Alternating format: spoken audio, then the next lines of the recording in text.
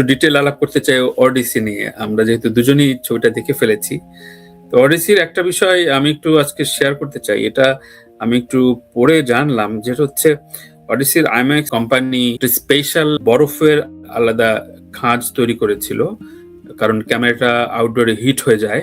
এটা ওই যে ক্যামেরাটা শুট হচ্ছিল, এটার চরিত্রটাই এমন হিট হয়ে যায়। কিন্তু যেটা হয় যে খুবই স্পেশাল কিছু কিছু জায়গায় অন্যান্য ছবিতে এই ক্যামেরাটা ইউজ হয়েছে। টোটাল ছবিতে এই ক্যামেরা দিয়ে শুট করেছে নোলান, এবং সেক্ষেত্রে নাকি 3 থেকে 3 মিনিট 20 সেকেন্ডের ভেতরে পরে বন্ধ হয়ে যায়। প্রত্যেকটা সিকোয়েন্স 3 মিনিট করে করে সে এই ছবিটা বানাইছে, এবং সেজন্য আলাদা কেসিং, এটার একটা বিহাইন্ড দেখলাম, আলাদা বরফ। এবং ভাইয়া শুধু বানায় নাই, তার শুটিং গিয়েছিল 100 দিন, সে 92 দিনে শুটিং কমপ্লিট। 8 দিন আগে শুটিং শেষ। আপনি বলেন আবার শুটিং কতটা শুটিং শেষ 8 দিন আগে, মানে কতটা প্রিসাইজ ফ্রেমওয়ার্ক করলে সম্ভব, একটা জাদু করি। এবং বলে রাখি যে এই ছবিটা দেখার সময়, যেহেতু একদম লেট নাইট শো, আমি কখনো ঢাকার বসুন্ধরা 12টার শো দেখেছি, কিন্তু 3টার শো কখনো দেখিনি। 3টার শো ফার্স্ট টাইম দেখলাম। আমি মনে করছিলাম যে এটা খুব ক্লাসিক মুভি, সুতরাং আচ্ছা ঠিক আছে, পরে হয়তো আমি 1.5 ঘন্টা পর্যন্ত টিকে থাকতে পারবো। গল্প নিয়ে আসলে বলার কিছু নাই, সবাই জানে ওডিসির গল্পটা, এবং এটার যে নির্মাণ কি নাই এই ছবিটা, ছোট করে বলে আমি তারপরে সাকিব শুনতে চাই। রিভিউ আমার দেওয়া সম্ভব না, কারণ তো বিগ ক্যানভাসের আমি কোনো রিভিউ দিতেও পারি না। কিন্তু গ্রিক মেথোলজি বা হোমারের যে অমর কাব্যকে যেভাবে টেনে এনেছে, নিজের মতো করে দেখিয়েছে, কিছু জায়গায় চেঞ্জ এনে নিজের, এটা নোলানের নিজের ওডিসি। সবচেয়ে সহজভাবে বলতে গেলে যে সরল ভাবে দেখিয়েছে, এবং সরল ভাবে দেখাতে কখনো বোর লাগে নাই। নোলানের সবচেয়ে সহজ সিনেমা ভাই এটা, নোলানের সবচেয়ে সহজ সিনেমা এটা। রাইট, একদমই সবচেয়ে সহজ। মানে আমি অবাক হলাম যে নোলান তাহলে সহজভাবে গল্প বলতে জানে। মানে এটা মানে ইন্টারস্টেলার থেকে শুরু করে ধরো ওপেনহেমার পর্যন্ত, আমি তো মোটামুটি মাথা ধরা ট্যাবলেট সাথে ছিল, ঠিক আছে, আমি যদি ঘুমায় যাইতে পারি, এটা কিন্তু কনফার্ম ছিলাম। কিন্তু এত সরল ভাবে দেখালো। চার্লিজ থেরন টু অ্যানা টু, মানে দুজনই যে দুর্দান্ত।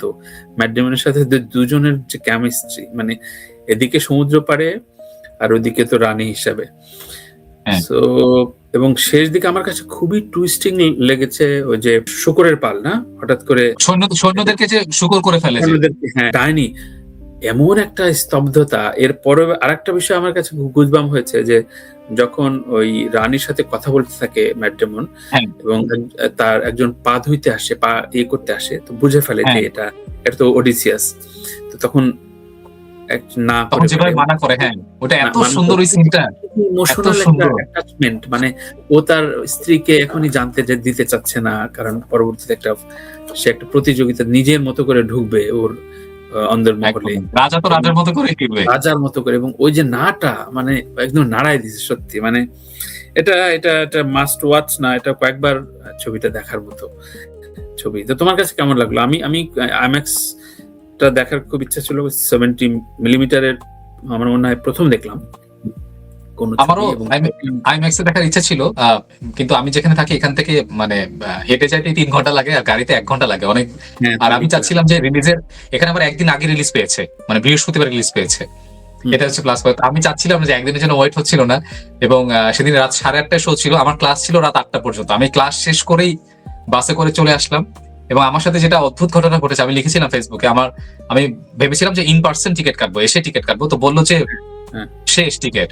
আমি বলছি অনলাইনে, বলছি অনলাইনে শেষ। আমি বলছি সিনেমা তো আমাকে দেখতেই হবে, মানে এটা আমার নাই। তো আমার এই ধরনের ব্যবহার দেখেই হয়তো ওই হলে কাজ করেন একজন বলেন যে তুমি কি ইন্টারন্যাশনাল স্টুডেন্ট? আমি বলছি জি। বলছে যে আমার সিনেমাটা কালকে দেখার, মানে আমার আজকে দেখার কথা ছিল, কিন্তু আমার ফ্রেন্ডরা কালকে আসবে, তো আমি কালকে দেবো, আমার টিকিটটা খালি তুমি আমার টিকিটটা দেখে ফেলো। তো আই ওয়াজ লাইক, আমার 1 টাকাও লাগে নাই, $1 লাগে নাই। এবং এই যে অনুভূতি, এবং তার চেয়ে বড় ব্যাপার, আমি আরেকটা জিনিস একটু বলতে চাই। আমি এটা প্রথমবার আমার বিদেশের সিনেমা হলে সিনেমা দেখার অভিজ্ঞতা, মানে দর্শকদের আচরণও একটা শেখার ব্যাপার আছে। এই যে এত কিছু হচ্ছে, ওরা সিনেমাটা দেখছে, এবং আমি কাউকেই সেই অর্থে দেখিনি যে মোবাইল বের করে গুতুগুতি বা ধরেন একটু কথাবার্তা বলা বা মানে এমন কিছু আচরণ করা যেটা আমার যেন ডিস্টার্ব হয় বা যে কারো ডিস্টার্ব হয়, এটা আমি দেখলাম না। যেটা কিন্তু আমি বাংলাদেশে মাঝে মধ্যেই দেখতাম। আপনি হয়তো বুঝতে পারছেন না, কিন্তু আপনি তো আশেপাশের কথা বললে যে বুঝতে পারছে তাকে আপনি ডিস্টার্ব করছেন। তো তো সেই জায়গা থেকে আমার মনে হয় যে মানে এখানকার দর্শকদের, আপনার দর্শকদের আচরণ যখন এরকম হবে ভাইয়া, তো ওই দর্শকদের জন্য তো ভাই ওডিসির মতো সিনেমায় নির্মিত হবে। মানে এটা জিন ছাড়া মানুষের পক্ষে এই ছবি নির্মাণ করা। আমি দুটো ইন্টারভিউ ছোট ছোট করে দেখছিলাম নোলানের, তো ও ফোন ইউজ করে না, এবং একটা বার্নার কি বাটন ফোন থাকে, সেটাও খুব জরুরি যোগাযোগের জন্য, তার কাছে থাকে না। তো প্রশ্ন করলো যে, এবং তার কোনো ইমেল নাই,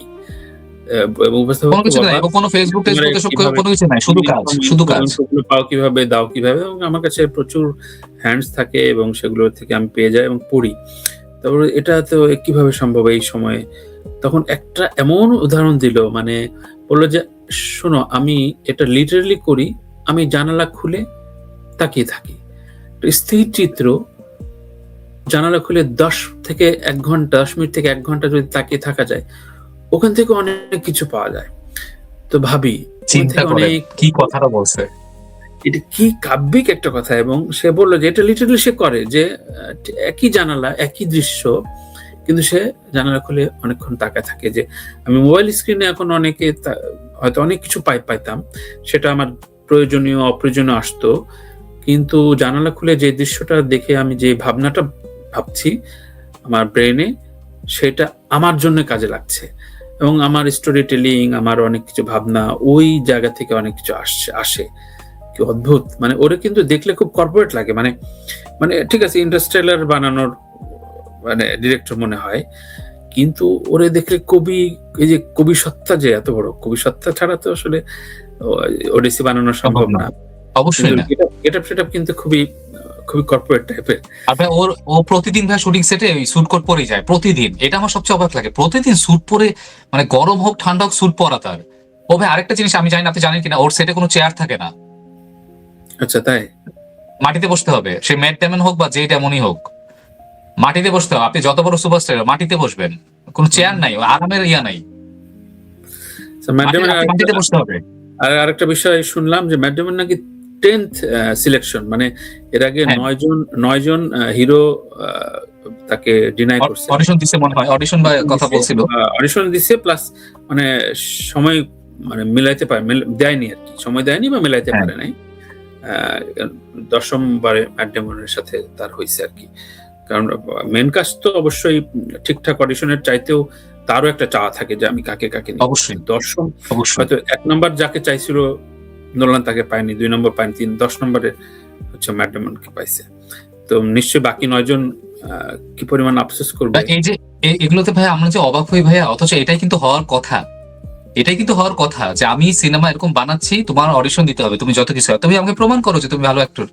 ম্যাট ডেমন নিশ্চয়ই এত ভালো অডিশন দিছে, বা তার সাথে তার চিন্তাধারা মিশে নিয়ে নিছে। আর তুমি আমার এখানে আসছো শুটিং করতে, তোমার এত আরাম পরে করবা, যখন সিনেমা ভালো করবে আরাম করবা, তো দরকার নাই তোমার এত, তুমি ক্যারেক্টারে বুঝো, এবং যেই পরিমাণ সময় সে নেয়, বা যেই সময়টা, এবং সময়টা তো অর্থিত, আপনার প্রি প্রোডাকশন কতটা ভালো হইলে, আপনি কতটা ভালো ছক আঁকা থাকলে, যে 100 দিনের শুটিং এর কথা বলে আপনি 8 থেকে 10 দিন আগে শুটিং শেষ করে ফেলেন, তাতে চিন্তা করেন, তার মানে কি আপনি প্রডিউসারে 8 দিনের টাকা বাঁচায় দিলেন। তার মানে এই প্রডিউসার নেক্সট টাইম অবশ্যই চাবে যে নোলানের সাথে কাজ করতে, যে ভাই এ তো অন্য জিনিস, আমার তো টাকা বাঁচায় দিয়েছে, উল্টা আরো টাকা আনতেছে। যদিও প্রোডিউসার সে নিজেই, মানে দুইজন প্রোডিউসার, হ্যাঁ, তার ওয়াইফও ছিল, তার ওয়াইফ ছিল, আরো অনেকে ছিল, হ্যাঁ আরো অনেকে ছিল। 190 মিলিয়ন অলরেডি মানে হয়ে গেছে, কারণ প্রিসেল হচ্ছে 6 মাস ধরে, অলরেডি অগ্রিম বেচা বিক্রি, কারণ রাত 3টার শো একটা সিট ফাঁকা নাই, চিন্তা করেন। মানে এবং সামনের যে রো যেখানে এইভাবে দেখা লাগে, ওইটাতেও বসা, এবং তাও আবার ভাই কোন যুগে মোবাইলের যুগে, যখন আপনার 1 সেকেন্ডের মধ্যে রিল আসতেছে, আপনার মনোযোগ থাকতেছে না, সেই যুগে আমি মনে করি এটা বিশাল ব্যাপার। নোলানের নামে সিনেমা দেখতে যাচ্ছে মানুষ, যে নোলানের সিনেমা দেখে আসলাম। পরিচালকের নাম, পরিচালক এই যে শহীদুল ইসলাম খোকন ভাইয়ের কথা মনে পড়ে, ডিরেক্টর। ওর তো চ্যালেঞ্জই ছিল, ওর তো বলে সবসময় যে মানে সিনেমাটা আসলে হলে দেখার জিনিস, এবং হলেই দেখাবে সে, এবং সেইটার জন্য। সো তোমার টোটাল রিভিউ না তো অবজারভেশনটা শুনি একটু। আমার কাছে যেটা মনে হচ্ছে, যে আমি শুরু থেকে যে ব্যাপারে একটু আমার অস্বস্তি ছিল, যে আমি যখন শুনলাম যে আপনার হেলেনকে দেখানো হবে কৃষ্ণাঙ্গ একজন অভিনেত্রী। তো এটা আমার সমস্যা না, কিন্তু আমার সমস্যা যেটা যে মানে কিছু ব্যাপার আছে। ধরেন আমরা ছোটবেলায় আমি মহাভারত পড়ছি, রাম। এখন রাম যদি আজকে ইংল্যান্ডের কোনো লোক প্লে করে, তো আমি যত কথাই বলি আমার কিন্তু একটু এটা চোখে লাগবে। তবে আমার যেটা ভালো লেগেছে যে মানে হেলেনকে সে খুব বেশি সময় রাখে নাই। আর হেলেন যে এভাবেও আসলে মানে তাকে এভাবে যে উপস্থাপন করা যেতে পারে যে আমাদের ভাবনা থেকে আলাদা, এটা নোলানের ভাবনা। হ্যাঁ, এখন এটা সে সবকিছুই সে করেছে আর কি। আর আরেকটা ব্যাপার যেটা আমার মানে নোলানের ইন্টারভিউ যেটা দেখছিলাম যে তার নাকি সামনে হরর ফিল্ম বানানোর ইচ্ছা আছে।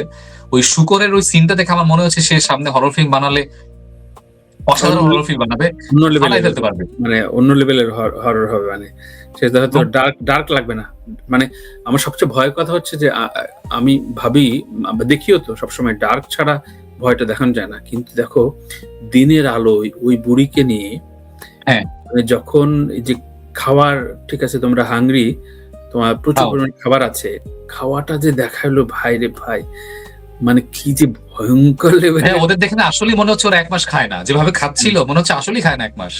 রিয়েলি রিয়েলি মানে, এবং এবং আরেকটা ব্যাপার ভাইয়া, এই আপনি মানে ভূতের সিনেমা আর যুদ্ধের সিনেমা এই দুইটাতে আমার মনে হয় আপনি যদি ভূতের সিনেমা আর যুদ্ধের সিনেমায় ভূত আর যুদ্ধ না দেখিয়ে সেটার প্রভাব বুঝাতে পারেন, তার মানে আপনি খুব ভালো ফিল্ম মেকার। এই ক্ষেত্রে আমি বাংলাদেশের একটা সিনেমা উদাহরণ দিতে পারি, আগুনের পরশমণি। আপনি দেখবেন যুদ্ধের সিন খুব কম, কিন্তু আবুল হায়াত যখন সন্ধ্যার সময় যখন রেডিও অন করে এবং সে ঘরের বাতি নিভিয়ে দেয়, কারণ তার ঘরে 2টো যুবতী মেয়ে আছে, এবং সে সবসময় ওয়েট করে যে এই পাকিস্তানি আসলো কিনা, পাকিস্তানি মিলিটারি আসলো কিনা। ওইটা যে ভয় ভাই আমাকে দিছে না 1971 সালে যুদ্ধ নিয়ে, সেটা অনেক প্রচুর যুদ্ধওয়ালা বাংলাদেশের সিনেমা আমাকে দিতে পারে নাই। কারণ আপনি যুদ্ধ ওখানে সরাসরি না দেখে বোঝাচ্ছেন যে একজন সরকারি চাকরিজীবী, তার 2টো মেয়ে আছে, সে কি পরিমাণ ভয় আছে 1971 সালে। ঠিক তেমনি আমি ভূতের সিনেমাতে আপনি ভূতকে সরাসরি না দেখিয়ে দরজাটা আস্তে করে খুলে গেল আর বাতাস আসলো আর আপনার ক্যারেক্টার জাস্ট তাকাচ্ছে, এই সিনটা ঠিক মতো করতে পারলে যে ভয়টা আপনি পাবেন, অন্য জিনিস। এবং আমার মনে হচ্ছে যে নোলান সামনে যদি ভূতের সিনেমা বানায় ভালো করবে, এবং সেইটার প্রমাণটাই সে দিচ্ছে। একটা অবজারভেশন আমার, আমি যেহেতু সাউথ এশিয়ান দর্শক, তো ওই দিন শেষে যত কথাই বলি ভিতরে তো যে জসিম ভাই, মান্না ভাই বা শাকিব খান অল্প হলেও তো আছে। শেষে যখন ওই যে আপনার মানে যখন ম্যাট ডেমনের পরিচয়টা জানা গেল বা সবাই বুঝতে পারলো সেই রাজা, তো ওইখানে আমি ভাবছিলাম তাকে যদি আরেকটু হিরোইক ভাবে যদি একটু দেখানো যেত, ধরেন একটু একটা ক্যামেরা ক্লোজ বা ধরেন তার ধরেন আস্তে করে স্লো মোশনে ধরেন তার এই কাপড়টা উঠে গেল, সে একটু তাকালো, তাহলে আমার একদম মানে হলে চিৎকার চেঁচামেচি করতে পারতাম হয়তো একটু। আমি জানি যে নোলান খুব রিয়েলিস্টিক রাখতে চেয়েছে, সেটাই সে রেখেছে। কিন্তু ওই যে আমি তো ভিতরে আমার তো ওই ফ্যান আর কি, ওই থালাপতি বিজয় দেখছি বা রজনীকান্ত দেখছি বা মান্না ভাই দেখছি সবকিছু, তো ওইটা আমার মনে হচ্ছে ওই এই জায়গায় একটু সুযোগ মিস করলো কিনা। পরে বুঝতে পারলাম না, এটা নোলানের মধ্যে দেখাতে চাইছে। এদের প্যাটার্নের মানে প্যাটার্নই আলাদা, ভাষাটাই আলাদা। সেটাই যখন এন্ট্রি হলো, যখন বোঝা গেল, তখন ওই যে ধাম করে যে প্রেস করা, ওইটাই কিন্তু ওর হিরোইজমটা দেখালো যে রাজা ইজ মানে হেয়ার। সো ওইটাই আসলে এক একটা দেশের এক এক প্যাটার্ন আসলে, মানে আর নয়তো এটা ঠিক তামিল ভার্সনে ফিনিশিংটা হইলে মনে করো যে ওই এটা উড়ে যায় তো স্লো মোশনে, ওইটাই আমি একটু চাচ্ছিলাম। আমি হলে হয়তো ওই লিবার্টিটা একটু নিতাম, কারণ উনি যখন ব্যাটম্যান মানে ডার্ক নাইট রাইজেস বানিয়েছেন, তো লাস্টে তো মনে হয় যে ক্রিশ্চিয়ান বেল মারা গেছে, কিন্তু পরে দেখা যায় একটা রেস্টুরেন্টে যখন বসা ওই সিনটা মানে এখন আমার এত ভালো লাগে যে মানে ওইটা সে দিছিল, কিন্তু যে ওটা ফ্যানদের জন্যই দিছে আমার মনে হয় যে না ভয়ের কিছু নাই, ও বেঁচে আছে। তো আমি ভাবছিলাম যে এখানে হয়তো ম্যাট ডেমনকে আর একটু হিরোইক ভাবে হয়তো কিছু একটা দেখাবে। যাই হোক, ইটস ওকে, সমস্যা নাই। বাট ওভারঅল যেটা সবচেয়ে ভালো লাগে যে একটা লোক সিনেমার স্কুলে জীবনে যায় নাই, শুধুমাত্র সিনেমা দেখে দেখে সে সিনেমা সম্পর্কে তার ইংরেজি সাহিত্য পড়াশোনা করছে, সিনেমা দেখে দেখে আজকে সেখানে। তার জন্য হলিউডের স্টুডিও গুলা বিলিয়ন বিলিয়ন ডলার খরচ করতে রাজি, চোখ বন্ধ করে, কোনো স্ক্রিপ্টের ইয়াতে নাই, সে নিজের মর্জি মতো সিনেমা বানায়। তার সেটে সেই সবচেয়ে বড় রাজা, সে মোবাইল ইউজ করে না, সে এখনো সিনেমাকে সিনেমা হলের জন্যই বানায়, এবং সে ওইভাবে সে বানায়, এবং প্রতিবার সে নিজেকে ভাঙতেছে, চেঞ্জ করতেছে। এবার তো সে এপিকের দিকে গেল, যেটা আমি কখনো ভাবিও না সে এটা বানাতে পারবে। আমি জানি না যে সামনের দিনগুলোতে সে কি করবে, এবং যেভাবে সে আগাচ্ছে আমার কাছে মনে হচ্ছে যে সর্বকালের সেরা ডিরেক্টরে আমার মনে হয় যে তার নাম আসার সময় ব্যাপার মাত্র। অলরেডি অনেকে বলে সর্বকালের সেরা, বাট আমি মনে করি আরো 2-1টা বানালে আমার মনে হয় যে এরপরে সে চলেই আসবে। বড় কথা যে এটা হয়তো ইন্ডিয়ার ক্ষেত্রেও হয়, হলিউডের ক্ষেত্রেও তাই। দেখো মানে জেমস ক্যামেরন, স্পিলবার্গের পরে একটা এই জেনারেশনের আর একটা কাল্ট ডিরেক্টর কিন্তু বানাই দিল, মানে যেটা আমি বলবো যে ইন্ডিয়ান সিনেমা ওরা করে যে জেনারেশন ওয়াইজ অমিতাভ নাই, অমিতাভের সাথে শাহরুখকে এনে তারা কাল্ট বানাচ্ছে, শাহরুখের বয়স হয়ে যাচ্ছে আরেকজনকে রেডি করছে। এটা কিন্তু দরকার, মানে এটা কিন্তু সাবকনসিয়াস না, একটা এক ধরনের থাকে। তো এটা হয়ে যায়। নোলান তো আসলে কেউ বানায় না, নোলান হয়ে গেছে নোলান।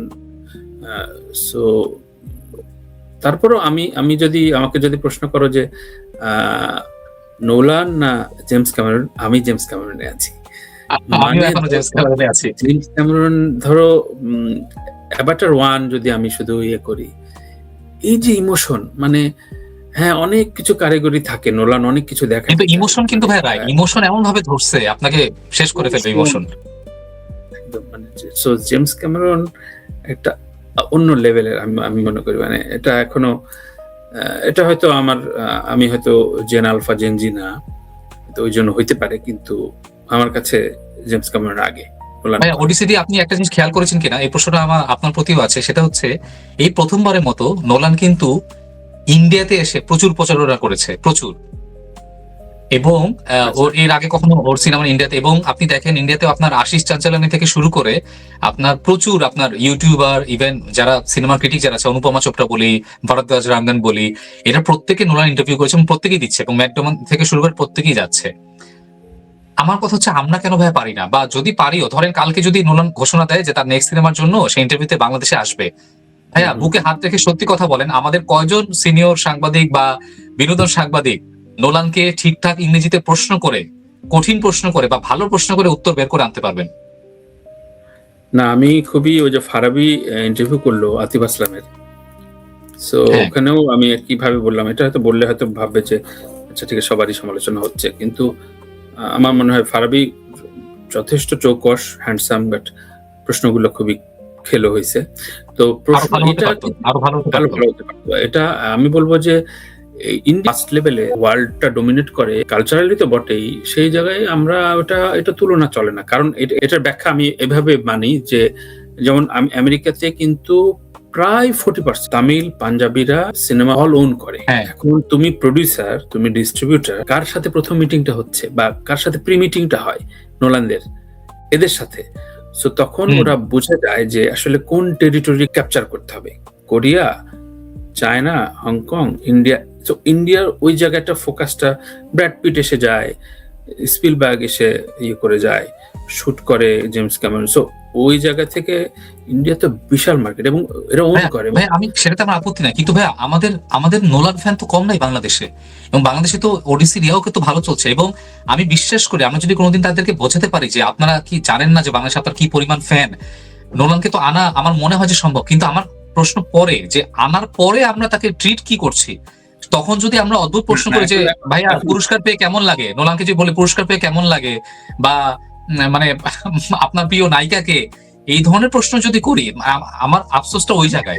এটা অত প্রত্যাশা করে ঠিক ওইভাবে ওইরকম একটা মেয়েকে দিয়ে প্রশ্ন করাবে, মানে মেয়েই বলছি, কারণ আমাদের দেশে এটাই হয় যে, যেমন তুষার ভাই একটু মজা করে বলতে যায়, প্রায় প্রশ্নের মধ্যে পড়ে গেছিল যে হঠাৎ করে এত মেয়ে নারী ক্রীড়া বিশেষজ্ঞ চলে আসলো কোত্থেকে। মারিয়ানুর বুঝতো, ক্রিকেটটা বুঝতো, এর বাইরে কিন্তু ক্রিকেট, ফুটবল এটার উপস্থাপনা কিন্তু জাতা কথা না, অনেক কিছু অবশ্যই আপ টু ডেট থাকতে হবে, অনেক বিশাল ব্যাপার। এই বিশ্বকাপ মৌসুমে সত্যিকার অর্থে এক ঝাঁক নারী উপস্থাপক দিয়ে স্বাভাবিক, ওটা প্রত্যেকেই খেলার আগে পরে নিজস্ব পেজ থেকে লাইভ করছে। আমি জানি যে খেলার পরে আর কোনো ক্লাব ফুটবল বা অন্য ক্রিকেট নিয়ে ওরা আর কখনো লাইভে দেখা যাবে না, যেহেতু সে 1-1.5 মাসের একটা চাকরি পাইছে, সুতরাং তার এটা বুঝাতে হচ্ছে যে না সে আসলে বুঝে। তো আমিও সেটাই প্রত্যাশা করি না, নোলান আসলে ঠিক ওইরকম ভাবেই চ্যানেলের সবচেয়ে বেশি কাছের কাউকে দিয়ে। এবং এতে হবে কি ভাই, যে মানে নোলান মানে বুঝে যাবে যে এই দেশে আর আসা যাবে না, বা এই দেশে হয়তো যোগ্য লোক নাই প্রশ্ন করার মতো। কারণ আমি যখন অনুপমা চোপড়া বা ভরদ্বাজ রাঙ্গনের ইন্টারভিউ দেখছিলাম, তারা যে প্রশ্নটা করছেন বোঝা যায় যে তারা নোলানের সিনেমা শুধু দেখেন না, সেখানে ফলো করে এবং সেখান থেকে ডিফারেন্ট প্রশ্ন করার চেষ্টা করছে। তাইলে আমার সাকিব বলো, আমাদের ফিল্ম ফ্যাকাল্টি তো অনেক বছর হয়ে গেল, আচ্ছা ফিল্ম ফ্যাকাল্টিতে এই যে এত বছর, আমারও সেম কথা বিশ্ববিদ্যালয় কি চমকটা দিছে যে ঠিক আছে নাসিরুদ্দিন স্যারে আনছে, কোন এক বছরে আজ পর্যন্ত দেখলাম না তো। কয় টাকা লাগে নাসিরুদ্দিন স্যারকে ঠিকঠাক ইমেল করলে মানে জাস্ট ওই একটা এয়ার টিকিট দিলে চলে আসবে মানে বা আনার পরে তাকে যে প্রশ্নটা করব আমি, তাকে যে আমি কি প্রশ্ন করতেছি সেটাও। উনি তো শিক্ষক, মানে ওনার কথা সেটাই। যে একটা ওরিয়েন্টেশন বা এই যে নাসির সাথে শুধু ইন্ডিয়ার টেরিটরিতে দেখলে ওয়ার্ল্ড ক্লাস অভিনেতা। হ্যাঁ, নিঃসন্দেহে। এই যে ফ্যাকাল্টিটা আনা হলো এদেরকে নিয়ে যে বিশ্ব ব্রহ্মাণ্ডটা দেখানোর জন্য, এইগুলো তো এই বিশ্ববিদ্যালয়গুলোর কাজ। সঙ্গীত বিশ্ববিদ্যালয় কি করছে, মানে আমার সরি টু সে, আমার ওয়াইফও সঙ্গীতের চেয়ারম্যান, কিন্তু আমি প্রশ্ন করি, ওকেও বলি, বা জার্নালিজমে কি আনছে, মানে চমকটা কি আনছে? গদবাধা পড়ে যায়, ফ্রাস্ট্রেটেড হয়ে 90% ছেলে পেলে বেকার হয়ে থাকে, অন্যান্য চাকরি করে, আর নিজেরা বলতে থাকে যে আমি ফিল্মে পড়াশোনা করেছি। সো এইগুলো আসলে অনেক তত্ত্ব তালাশের বিষয়।